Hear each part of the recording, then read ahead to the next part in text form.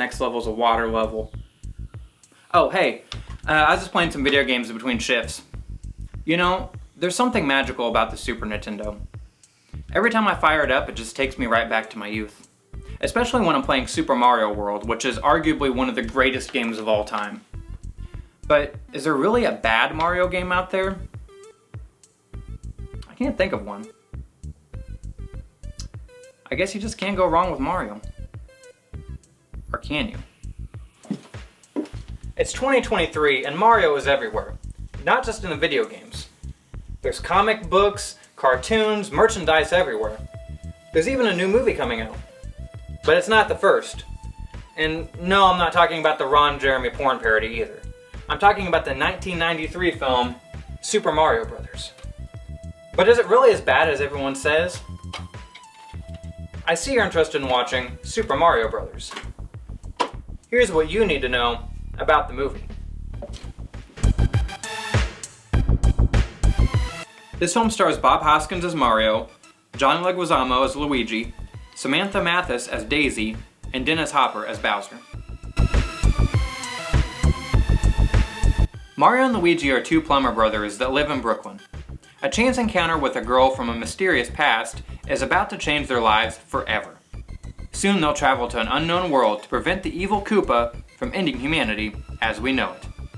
Sounds fairly close to the plot of the Mario games, right? I tried to go into this movie with an open mind. I didn't want to judge it as a Mario movie, but by the quality of the overall movie itself. So where does it go wrong in that regard? I think one of the biggest failures of this movie is the humor. It has jokes, some aren't bad, but a lot of them fell flat. For example, one of the jokes is that Mario and Luigi's last names are Mario. So Mario and Luigi Mario. I mean, yeah, I guess it makes sense because they're the Mario brothers. But at the same time, it's like, why? That's like if my name was, well, you get the point. The plot was also a bit messy. There's a whole thing about the meteor that struck Earth while the dinosaurs roamed the land, and it sent the dinosaurs to another dimension where they evolved into human creatures, but their dimension only has one giant city and everything else is desert. It just felt like a generic sci-fi story in many ways. And it raised the question, if their entire dimension is a desert, then where did they get the materials to build a city the size of New York? There's a scene where Luigi pulls a prank on Mario, trying to convince him to jump into a pit, because when Luigi jumped, he was able to fly. It's revealed that his flying is because he's hanging from a hook above the pit. Number 1, how did Luigi jump and just so happen to hit the chain? Number 2, how did Mario not see him hanging from the chain before almost jumping to his own death? And number 3, why would Luigi pull a prank like that would almost kill his own brother? Believe it or not, this was actually my least favorite scene in the whole film. It was unbelievable and super cheesy, even for a movie that's like 80% cheese. Another thing that was insanely dumb to me was the use of the actor Lance Henriksen. This is a guy that was in movies like Aliens and Pumpkinhead and Terminator and a million other classics. And they gave him like 12 seconds of screen time and one line. Also, how they handled his character was super dumb as well. He turned into a fungus, then back into a human. Like, what? Please explain.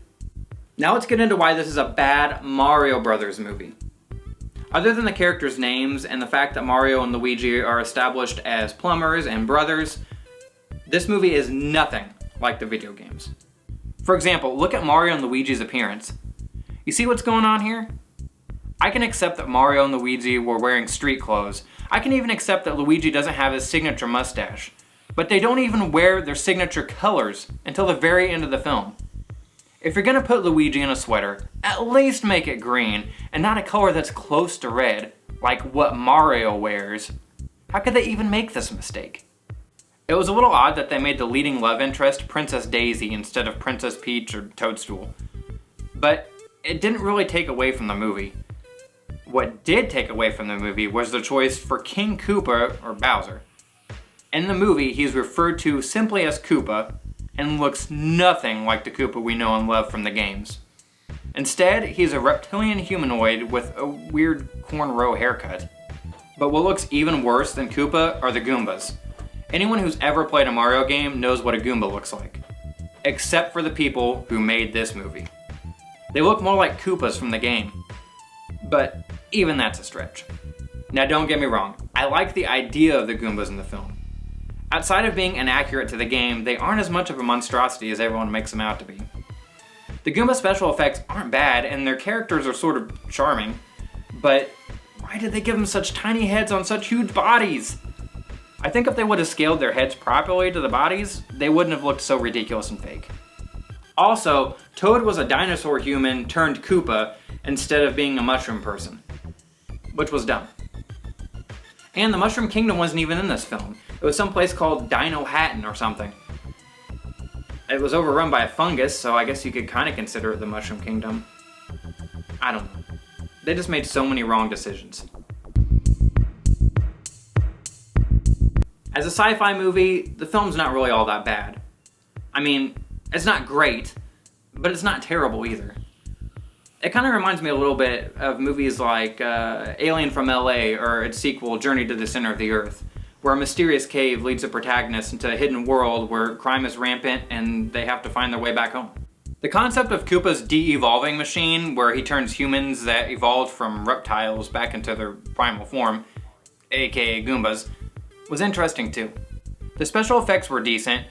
Other than the Goombas, we also get to see a dinosaur Yoshi, a badass explosion, and lots of cool sets and sci-fi gadgets, like a light gun that controls the computer system in Koopa's world, a throwback to the NES Zapper. I also enjoy the choice of actors. Bob Hoskins makes a great Mario, and John Leguizamo's Luigi is much different than the games, but the character is still very likable. And you can't go wrong with Dennis Hopper. I just wish that the script would have been much better so that these actors could have truly shined in their respective roles. And I hate to admit it, but I was actually pretty excited when I heard them play Walk the Dinosaur as part of the film's soundtrack. A song that I enjoy way more than I should. This wasn't even the first live-action Mario. The Super Mario Bros. Super Show featured a live-action Mario and Luigi between their animated segments. Bob Hoskins didn't know that the movie was based on a video game until his son told him. There were at least 9 puppeteers operating the Yoshi animatronics at all times. Bob Hoskins actually broke his finger during filming and had to hide the fact that it was broken for the remainder of the film's production. So is Super Mario Bros. A bad movie? I personally don't think so. It had just enough charm and creativity to keep it interesting, despite its many flaws. I hate that there are so many things that the film did wrong, because honestly, it had a lot of potential. Like I said before, as a sci-fi adventure, the movie is still entertaining.